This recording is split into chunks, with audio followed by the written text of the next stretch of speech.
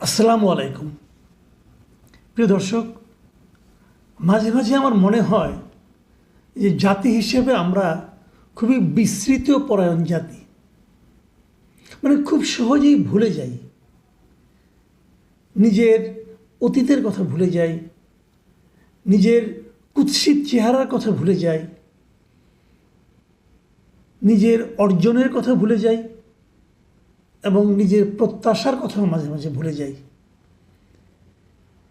এই যে একটা আন্দোলন হলো, গণ অভ্যুত্থান হলো, যে অভ্যুত্থানের তোড়ে একটা বিশাল স্বৈর শাসক বিদায় নিতে বাধ্য হলো, সাঙ্গপাঙ্গ সহ, তার সহযোগীরা সহ। সেই অভ্যুত্থানটা আমরা কিসের বিনিময়ে পেলাম? কোন প্রত্যাশা ছিল সেই অভ্যুত্থানের সঙ্গে? এবং সেই অভ্যুত্থানে জয়লাভ করতে কারা প্রাণ দিল? তারা সবাই কি রাজনৈতিক কর্মী ছিল? তাদের সঙ্গে কি শেখ হাসিনা কিংবা তার সরকারের কোনো ব্যক্তিগত বিরোধ ছিল? সবার সঙ্গে ছিল না। একটা সংঘবদ্ধ শক্তি, একটা দুঃশাসনের কারণে দেশের সাধারণ মানুষ যখন ক্ষতিগ্রস্ত হয়েছে, সাধারণ মানুষ যখন তার অধিকার থেকে বঞ্চিত হয়েছে, সেই বঞ্চিত, সেই ক্ষতিগ্রস্ত, সেই ক্ষুব্ধ মানুষেরা ঐক্যবদ্ধ হয়েছিল সেই স্বৈর শাসকের বিরুদ্ধে। এখানে কিন্তু কোনো কেবল ওই যে কয়েকজন ছাত্রকে আপনারা সামনে দেখেন যারা নাকি নিজেদেরকে সিপাহসালার বলে দাবি করে, তারা কিন্তু মূল শক্তি নয়। মূল শক্তি আরও অনেক বড় শক্তি, যে শক্তিকে আপনি একটা দুইটা চেহারা দিয়ে ধারণ করতে পারবেন না, একটা দুইটা লোকের চরিত্র দিয়েও বুঝতে পারবেন না। এখন অনেককে আমরা দেখি যারা নাকি সেই সিপাহসালার বলে দাবিদার, তাদের বিভিন্ন চারিত্রিক বিভিন্ন কর্মকাণ্ড আমরা দেখি এবং হতাশ হই যে এরাই দেশকে এই পর্যায়ে নিয়ে এসেছে, অথবা এদের কারণে কি স্বৈরাচারের পতন ঘটেছে? না, তাদের কারণে ঘটেনি, তারা বাই চান্স সামনে তখন ছিল, অথবা যারা মূল কারিগর তারা এই দাবিটা করেনি এবং তাদেরকে আমরা ভুলে গেছি। যারা জীবন দিয়েছে তার চেয়ে বড় ত্যাগ তার হয় না, তাদেরকেও আমরা ভুলে গিয়েছি। এখনও মাঝে মাঝে দেখি তারা পুনর্বাসন হওয়ার যে সরকার যে সিদ্ধান্ত নিয়েছে, সেই সিদ্ধান্ত বাস্তবায়নের ক্ষেত্রে গড়িমসি এখনও দেখি। সর্বশেষ যে উদাহরণটা দেখলাম, এটা নিয়ে আমি আলোচনা করতে চাইনি গত 2 দিন, আমার কাছে খারাপ লেগেছিল। আমি ভেবেছিলাম এত বড় একটা ঘটনা সবাই তো বলবেন, ঠিক আছে, সবাই বললে আর আমি আর কেন বলি। কিন্তু আমি বিস্ময়ের সঙ্গে লক্ষ্য করলাম এটা নিয়ে তেমন কোনো আলোচনাই হলো না। সেটা কি?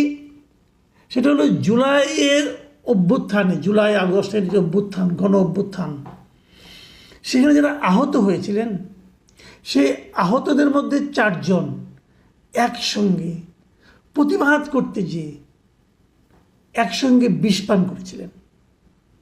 তারা এই জীবন আর রাখতে চাননি।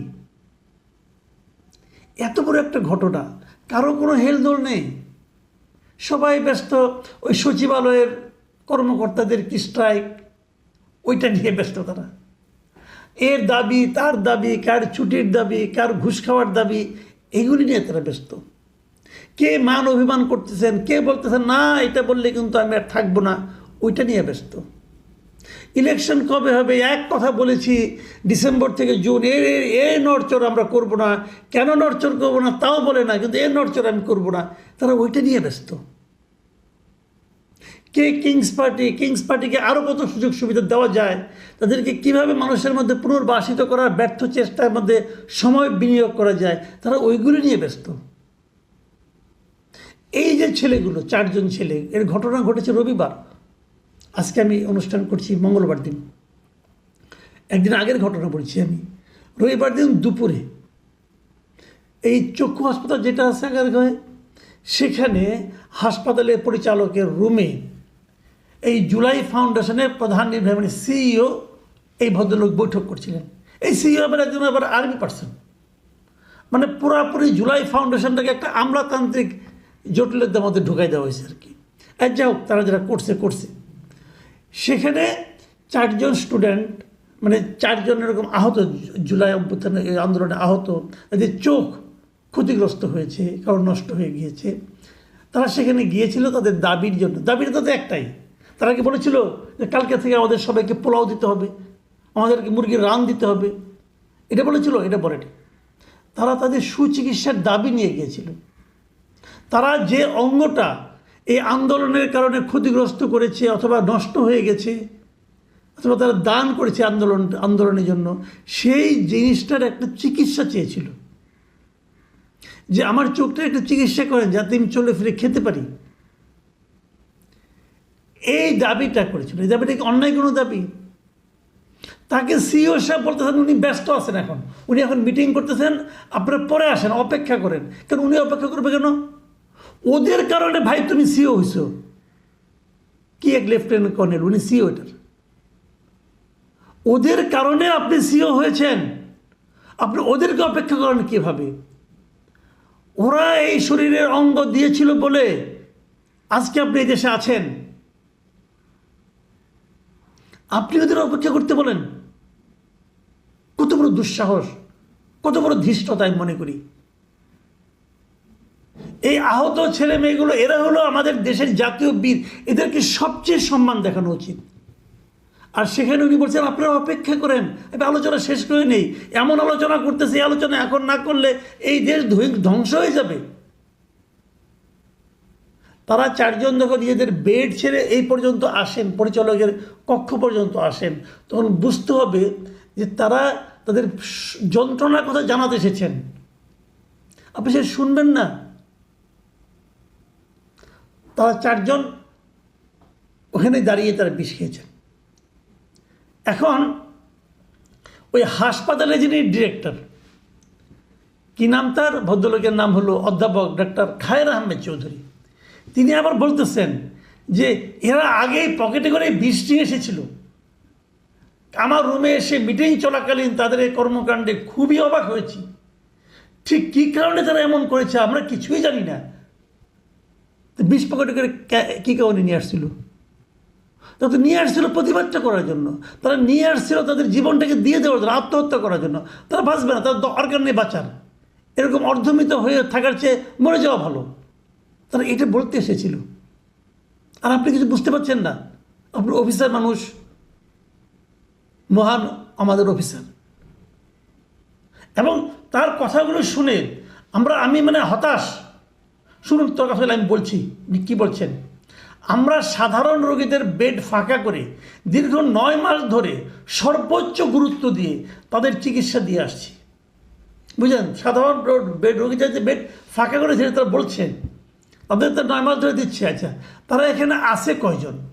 ওখানে অনেক মাত্র 55 জন লোক আছে, এবং চোখের চিকিৎসা করতেছে, গুরুতর আহত 55 জন। প্রয়োজনে তাদের জন্য আলাদা একটা ওয়ার্ড তৈরি করেন, আপনারা করতে পারেন না? করেন। এমনভাবে কথাটা বললেন যে সাধারণ রোগীদের বেড ফাঁকা করে তাদের জায়গা দিয়েছেন। আপনাদের কত কষ্ট ওদের জন্য, আর কত দয়া এদের জন্য আপনি করতেছেন। এরা কি আপনার কাছে দয়া চায় নাকি? তারপর আবার কী বলছে, কিন্তু তাদের এ ধরনের আচরণ আমাদের খুবই মর্মাহত করে। এই চোখ যাদের দিয়েছে তাদের, ভাই আমি কী বলবো বলেন, তাদের আচরণ আমার এই মহান ডাক্তার সাহেবকে খুব মর্মাহত করছে। আপনি পারবেন বিষ খাইতে? খায় সাহেব কোনো আগে অভিমান করে বিষ খাইতে পারবেন? ওই সাহস আপনার আছে? সরকারি চাকরিতে করেন, আন্দোলনের সময় কোথায় ছিলেন? সরকারি চাকরিতে ছিলেন, মাঠের নাম ছিলেন, মনে তো হয় না। আর এখন ওনাদের আচরণ আপনাকে মর্মাহত করছে। এই সমস্ত লোকের চাকরি থাকে কী করে, এটা তো আমি বুঝি না। এদের কী করে চাকরি থাকে? এই সমস্ত লোক নিয়ে, এই সমস্ত লোককে এরকম সেন্সিটিভ কাজের দায়িত্ব দিয়ে এই সরকার চলছে। কি করবেন এটা? এটা যে মন্ত্রণালয়ের মন্ত্রী, তার কি ভূমিকা? কি ভূমিকা তার? তারপরে আবার কী বলছে, আমাদের পক্ষে যতটা সেবা দেওয়া দরকার আমরা তা দিয়েছি। তারা এখন চাইলে নিজ নিজ বাসায় গিয়ে বাকি চিকিৎসা পুনর্বাসনের কাজটি সম্পন্ন করতে পারেন। তারপরেও তারা হাসপাতালে আছেন, আমরাও আন্তরিকতার সঙ্গে সেবা দিয়ে যাচ্ছি। এটা খুবই একটা হাস্যকর কথা। তবে এখানে একটা কথা আমি খুব গুরুত্ব দিচ্ছি, সেটা হলো আমাদের পক্ষ থেকে যতটা সেবা দেওয়ার তা আমরা দিয়েছি। মানে ওনাদের পক্ষে আসলে আর কোনো সেবা দেওয়ার নাই, মানে ওনাদের অ্যাবিলিটির ঘাটতি আছে, ওনারা এর চেয়ে বেশি সেবা দিতে পারেন না। যদি এর চেয়ে বেশি সেবা দিতে না পারেন এটা ওনাদের ঘাটতি, আমি অস্বীকার করছি না, কিন্তু ওনাদের ঘাটতিতে কি আমাদের প্রয়োজন মিটছে? প্রশ্নটা হচ্ছে আমাদের প্রয়োজন মেটা, আমাদের প্রয়োজন মেটা মানে এই স্টুডেন্টদের চোখের সর্বোচ্চ চিকিৎসা হওয়া। ওনাদের কতটুকু ক্ষমতা সক্ষমতা অতটুকু চিকিৎসা হলে হবে না, সর্বোচ্চ চিকিৎসা হতে হবে। সেই চিকিৎসা দেওয়ার ক্ষমতা কি রাষ্ট্রের নাই? সে টাকা কি জুলাই ফাউন্ডেশনের নাই? না থাকলে জুলাই ফাউন্ডেশন আরও টাকা দেন, আরও দেন। এই টাকাটা আপনি দিতে পারেন, আপনাদের টাকা নাই। আমি একটু অন্য একটা কথা বলি, একদম মানে এর সঙ্গে খুবই মিলে যায় তা না, বাট একটু কথা আমার বলতেই হবে এখানে। আপনাদের নিশ্চয়ই মনে আছে যে গত বছরের অক্টোবরের ৩ তারিখে ডক্টর ইউনূসের মালিকানাধীন গ্রামীণ কল্যাণের কাছে রাজস্ব বোর্ড যে 666 কোটি টাকা ট্যাক্স হিসেবে দাবি করেছিল, সেই দাবির মামলাটা হাইকোর্ট প্রত্যাহার করে নিয়েছিল। মানে এই মামলায় হাইকোর্টের চূড়ান্ত রায় ছিল টাকাটা দিতে হবে। অগাস্টের 4 তারিখে না 3 তারিখে সেটা রায় দিয়েছিল তারা, পরে আবার রায়টা লিখতে যেয়ে সেটাকে প্রত্যাহার করে নিচ্ছে হাইকোর্ট। কারণ এর মধ্যে তো পাশে উল্টে গেছে, হাসিনা চলে গেছে, ডক্টর ইউনূস চলে আসছে, এখন আর রায় দেয় কীভাবে? রায় প্রত্যাহার করে নিচ্ছে হাইকোর্ট, ওই রায় প্রত্যাহার করে নিলাম। মানে আদালতের মানে কী বলবো, এটা নিয়ে বলে লাভ না, কারণ বললে আবার কোনো ঝামেলা পড়ে যায়। কিন্তু মানুষকে না খুব হতাশ করে ঘটনা। যাই হোক, রায়টা প্রত্যাহার করে নিচ্ছে। একটা কথা ভাবুন তো, আর 2টা দিন যদি শেখ হাসিনা থাকতেন তাহলে কিন্তু ডক্টর ইউনূসকে টাকা দিতে হতো। তো ডক্টর ইউনূস যে টাকাটা দিতেন সেটা তো আর দিতে হলো না। ডক্টর ইউনূসকে পারতেন না গ্রামীণ কল্যাণ থেকে এই টাকাটা এই আহতদের চিকিৎসার জন্য দেওয়ার জন্য? এটা দিলে তো সবার সুচিকিৎসা হয়ে যায়। ডক্টর ইউনূসকে লোকে মাথায় গিয়ে রাখতো যে এই লোকটা কত মহান। এই টাকাটা আপনি কী করবেন? আরেকটা ব্যাড প্রজেক্টে লাগাবেন। আপনি তো প্রজেক্টের শেষ নাই, আপনার অনেক প্রজেক্ট আছে, কোন প্রজেক্ট কতটুকু লাভ করে এটা তো আমরা জানি, এটা নিয়ে আমরা একদিন আলোচনা করবো। ওনার একটা বিখ্যাত একটা থিওরি আছে সামাজিক ব্যবসা, ওই সামাজিক ব্যবসায় কয়টা প্রজেক্টের মধ্যে লাভবান হয়েছে এটা শুনলে আপনার মাথায় ভিবড়ে খেয়ে পড়বেন। তো ওগুলো যে আপনি দেবেন, এখানে আপনি বিনিয়োগ করতে পারতেন, আপনি দেশের সর্বোচ্চ পর্যায়ে আছেন, এই টাকাটা আপনি দিতে পারতেন না, অথবা দরকার নেই আপনি দিবেন না, কৃপণ মানুষ থাকেন আপনার টাকা নিয়ে। আপনি তো দেশের ব্যবসায়ীদের কাছে বলতে পারতেন যে তোমরা যারা সফলতা অর্জন করেছো তোমরা কিছু টাকা আমাদেরকে দাও এই ফাউন্ডেশন। আপনি সরাসরি আহ্বান জানাইছেন। যতবার আপনি ইলেকশন নিয়ে গড়িমসি করছেন অতটুকুর চেয়ে অর্ধেক সময় আপনি একটু জন্য ব্যয় করতেন। তাও বাদ দিলাম। অনেকে ব্যবসায়ী পালাই গেছে, তাদের অনেক কিছু আপনারা ক্রোক করেছেন, সেগুলো ক্রোক করে ওগুলো বিক্রি করে টাকা থেকে দিতে পারতেন। এই সবচেয়ে বড় কথা হলো সুচিকিৎসা হবে না। সুচিকিৎসার অভাবে তাদেরকে কেন আত্মহত্যা করতে চাইতে হবে? তাদেরকে বাঁচানো গেছে, হাসপাতালে নিয়ে গেছে, বাঁচানো হয়েছে, কিন্তু একটু দেরি হলে তারা তো মরতেও পারত। কেন এই অবহেলা? এই অবহেলা কেউ কথা বলছে না। ওরা না এখন অবহেলিত হয়ে গেছে, ওদের এই ত্যাগ মূল্যহীন হয়ে গেছে, ওদের নিয়ে হাসি তামসা করা হয়। এর চেয়ে লজ্জার কী হতে পারে? একটা আহত ছাত্র বলেছে আমরা আন্দোলন না করলে কোনো কিছু পাই না। মানে তার কি চায়? সিম্পল চিকিৎসাটা চায়, সিম্পল বেস্ট ট্রিটমেন্টটা চায়। এই চাওয়ার জন্য এই দেশে আন্দোলন করতে হয়, অথচ এদের রক্তের উপর দাঁড়িয়েই কিন্তু যারা ক্ষমতায় এসেছে, ক্ষমতায় এসে সব ভুলে গেছে। প্রিয় দর্শক, এর চেয়ে পেইনফুল কথাবার্তা, আমি হয়তো একটু উত্তেজিত হয়েছি, কিন্তু আমি আসলে না হয়ে পারলাম না। আমি তো দেখেছি আমার চোখের সামনে সব কিছু, কোথায় ছিল কোথায় এলো, সুবিধাভোগীরা কোথায় গেল, সব তো দেখতেছি। এগুলো দেখে মেজাজ খারাপ হয়ে যায়।